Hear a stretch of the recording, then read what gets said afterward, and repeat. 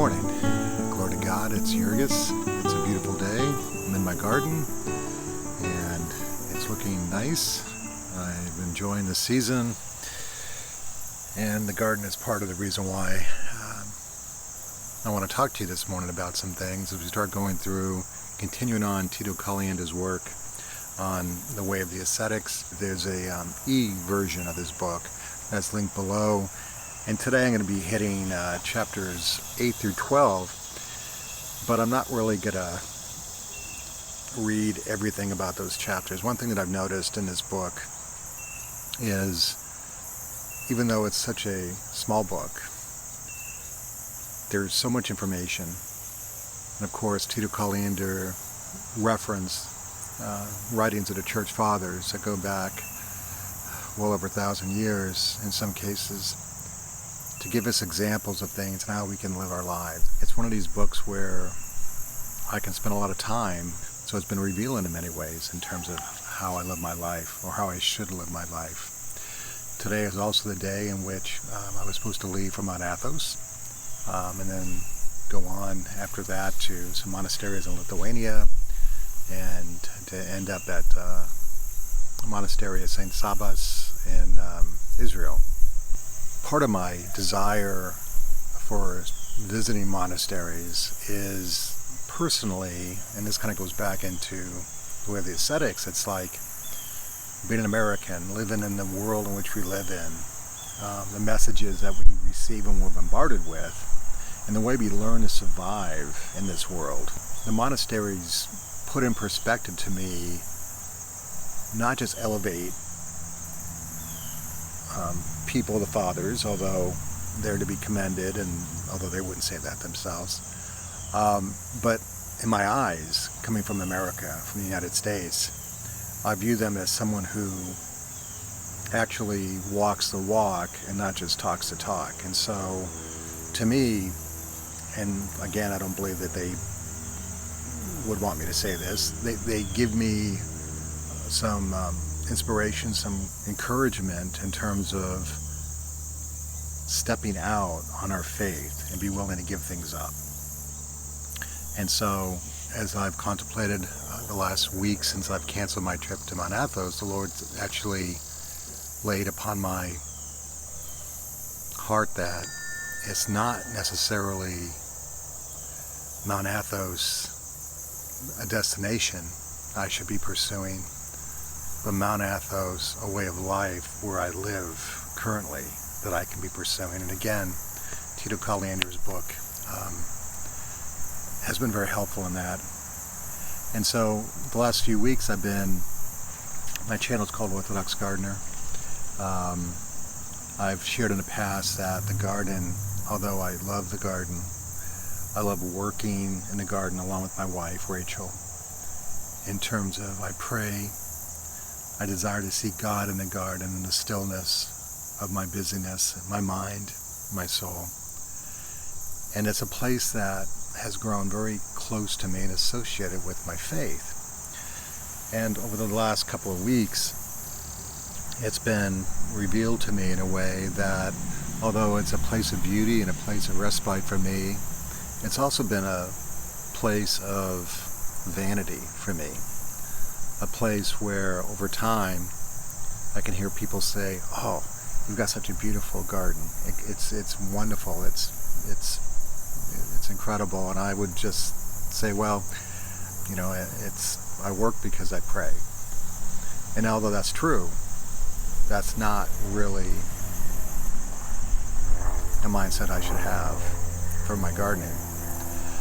Often in Tito Calienda's work, as we're on this journey, the fathers, the church fathers say, keep what's happening to you to yourself. Do not speak of things yourself or come to things in which draws attention to yourself. And so I struggle with that because I have a YouTube channel. And I see the wisdom in that because, as I shared with you, part of my concern is my desire not to stumble and discredit the name of Christian to others, because I am a sinner. I'm the worst of sinners. But as I go through this and I realize how God has touched me and blessed me and opened up, I balance the silence and quiet and lowness of our journey with, I just want to be authentic.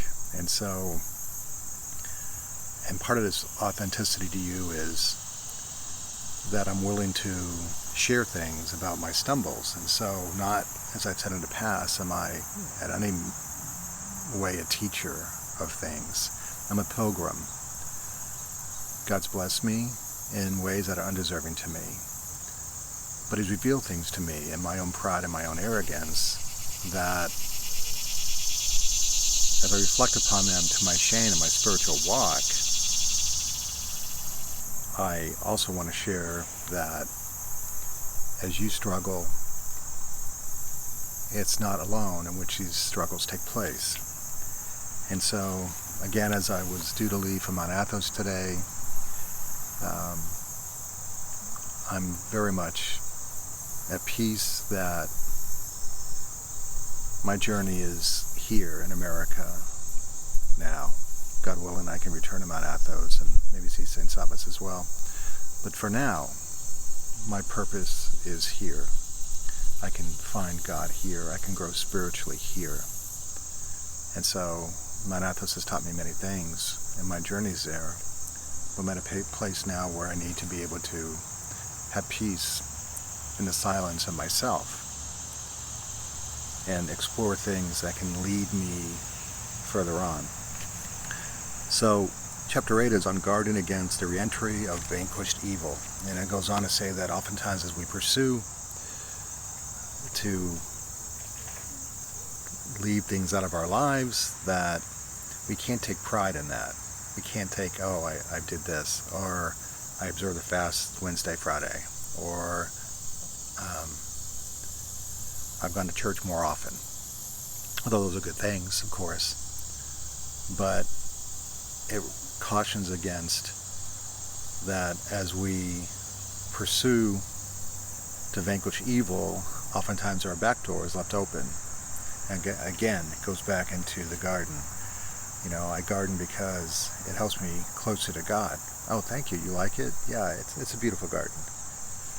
But it kind of takes away part of the humility and becomes prideful in a way.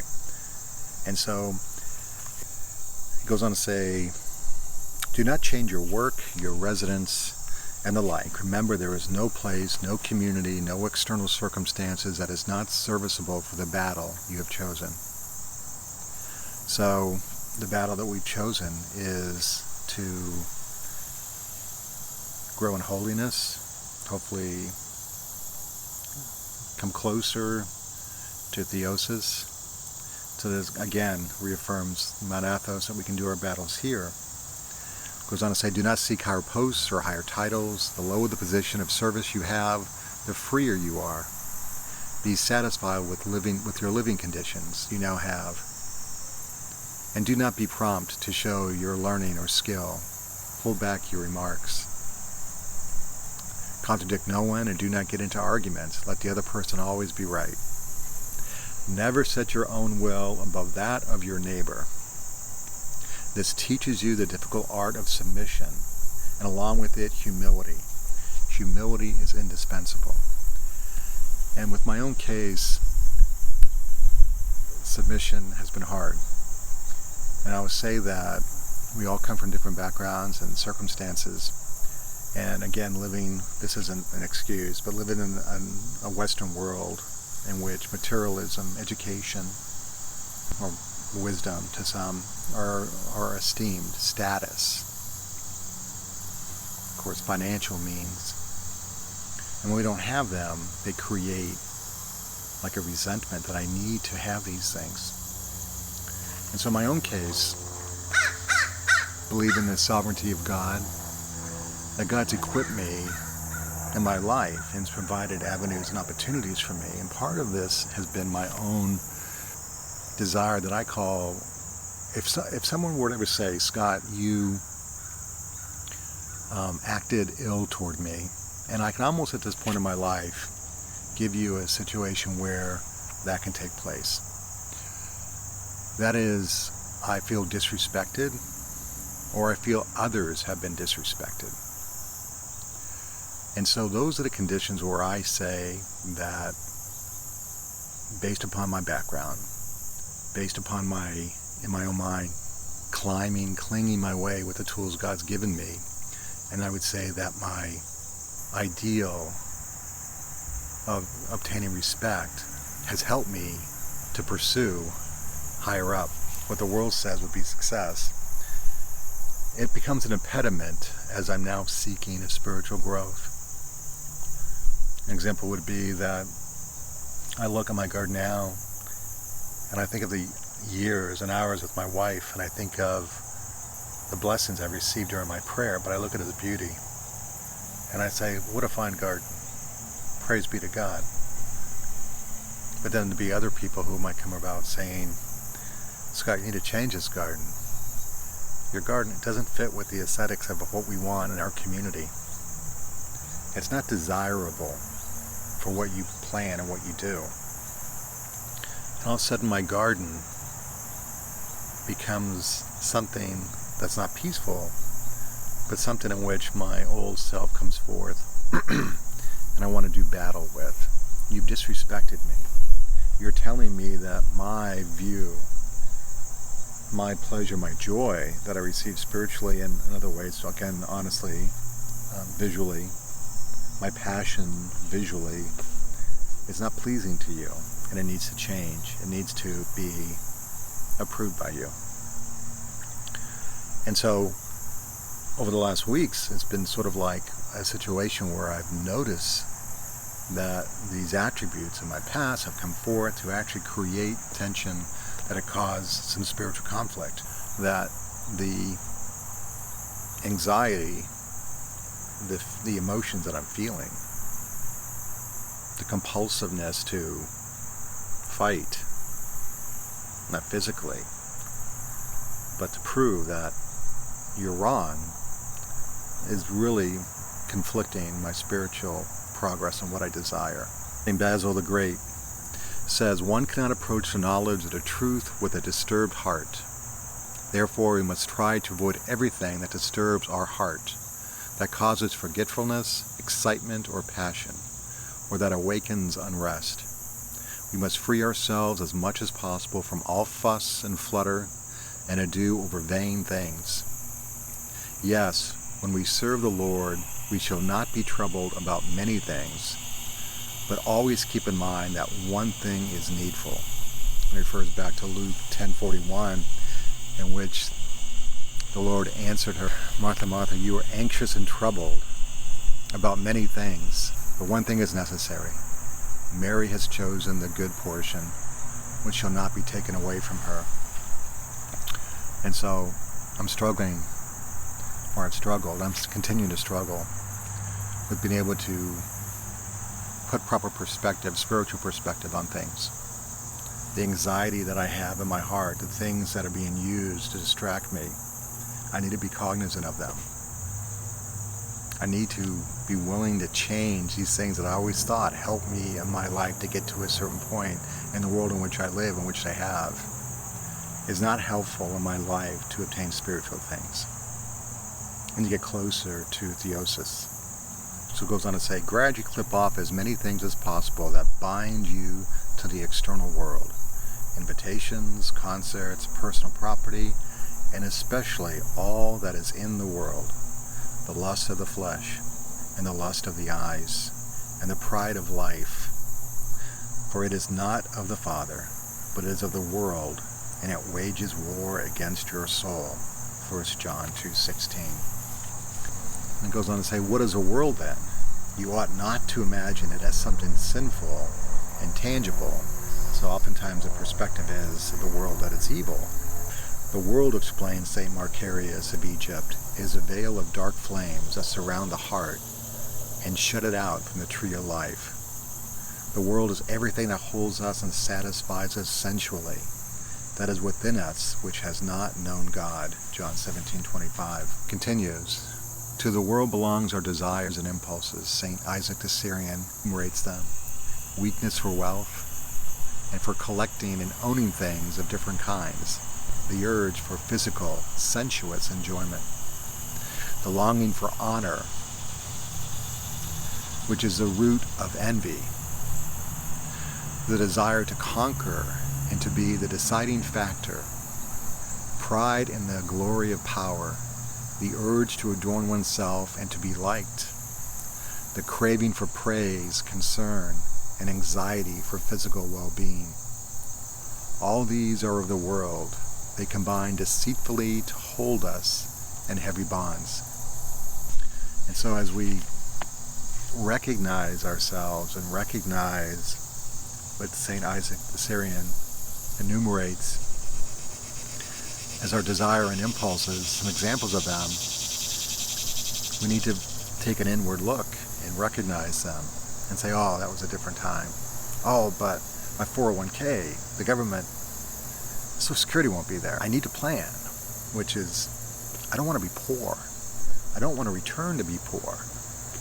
And so our definition of poverty, of poor, of struggle, this prosperity gospel that in a West that is, don't want to use a word that's too extreme, but is a lie. That for God to bless you, you must be prosperous, the world and worldly eyes. And as we're Christians, as we're struggling, as we're wandering, and we're wondering why are we not getting enjoyment? Well, because the world's things cannot give you enjoyment long-lasting. They can be distractions from our pursuit of what true holiness and joy is. But as we strip away and redefine our definition of joy, happiness, those things the world says everyone needs to have, to respect people in the world, they must have these things as well. I think it's just another lie in which we're spending our lives pursuing something that we know the one with the most toys doesn't win. Without mercy, you should ask yourself such questions continually and insistently, but ask them of yourself only, never in the case, not even in thought of another. Again, I can't worry about other people who view this as, equate this with, this has been the case, equate this with the same as a rotting carcass of an animal in my yard or sewer.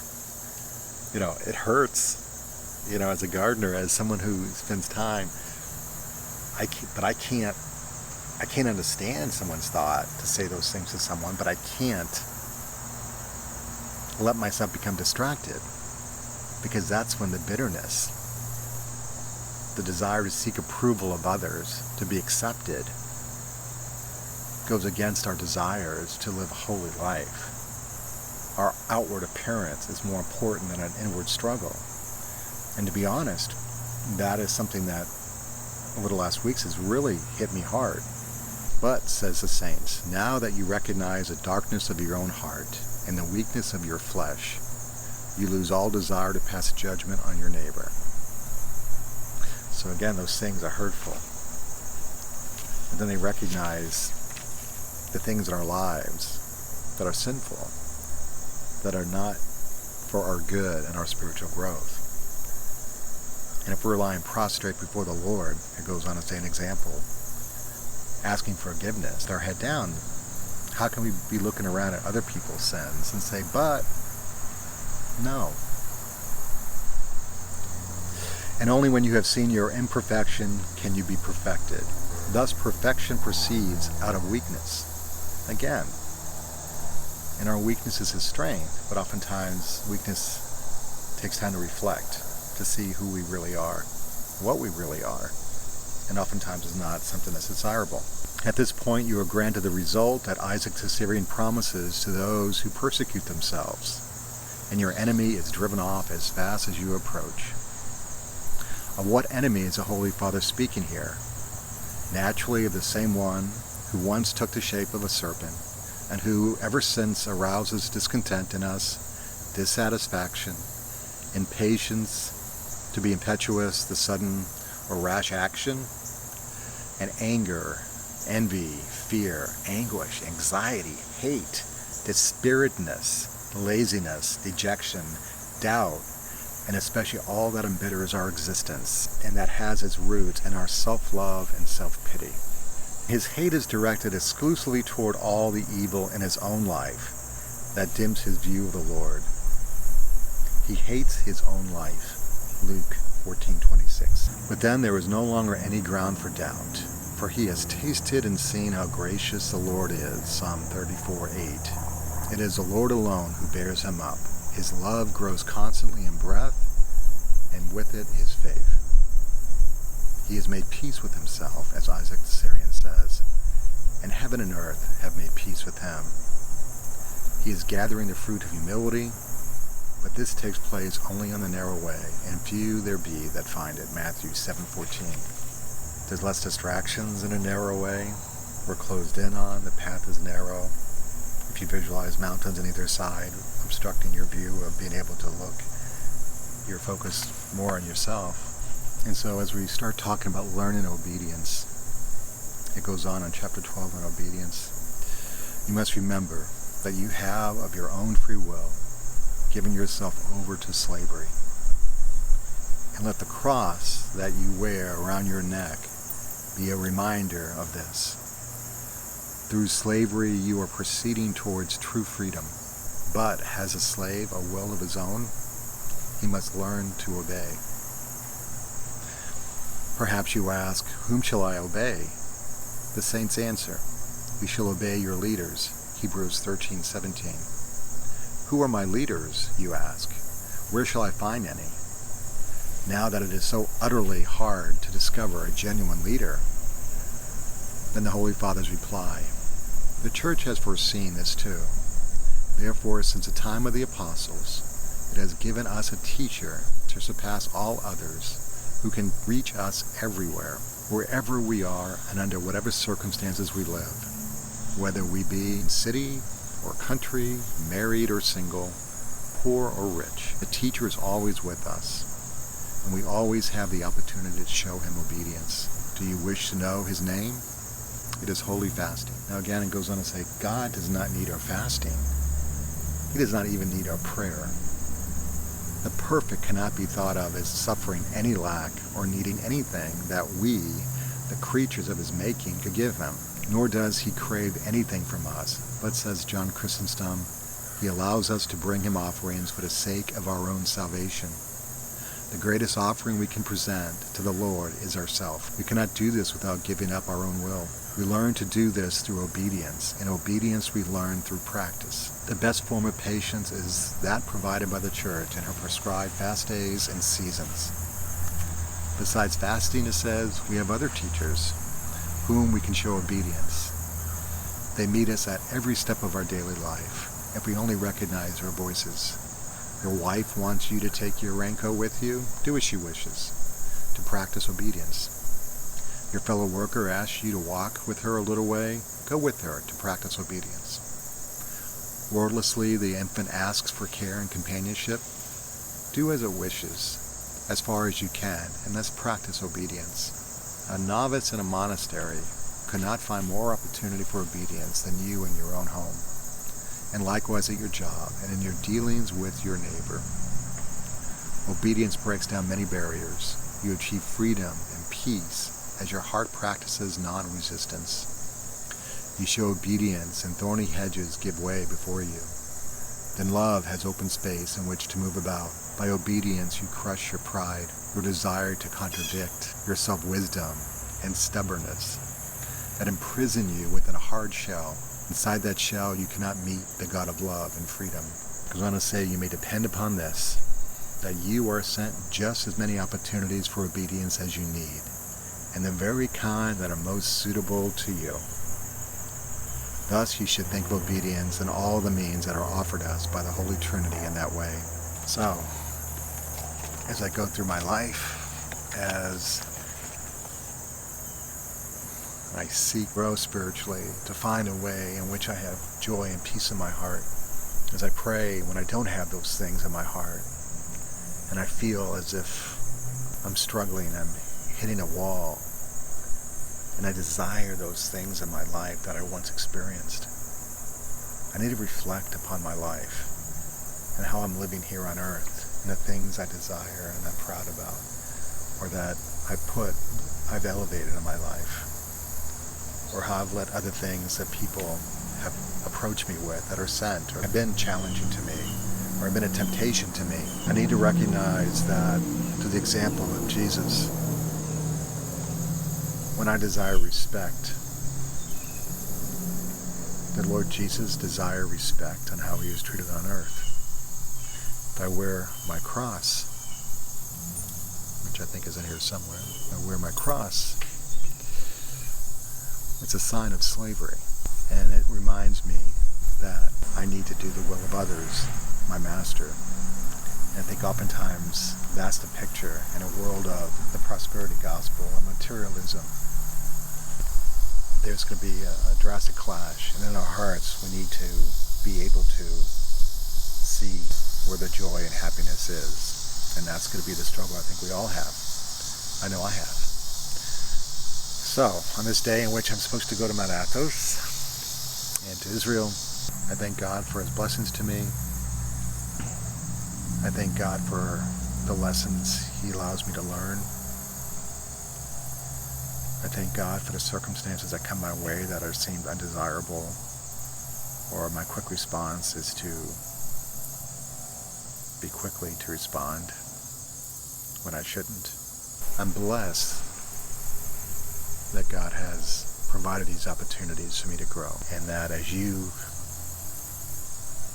continue on your pilgrimage, that as we come across opportunities that initially are things that have our old self build up, that there are opportunities to reflect and see the tension they're giving us in our spiritual walk, in our spiritual life, that keep us from experiencing things, and that we don't just give up and say, oh, I must focus my attention on this worldly attack, and we're letting our spiritual life suffer. That we turn away from that worldly attack and we go toward our Master as slaves of Christ, to focus on that and to find the inner peace that we can hopefully obtain and find as we grow in our understanding and grow in our faith and hope in the things we can't see but know that they're there, and allow the indwelling of the Holy Spirit to minister to us. So, until we meet again on Orthodox Gardener, I pray you guys have a wonderful day, and we'll talk to you soon, God willing. Bye.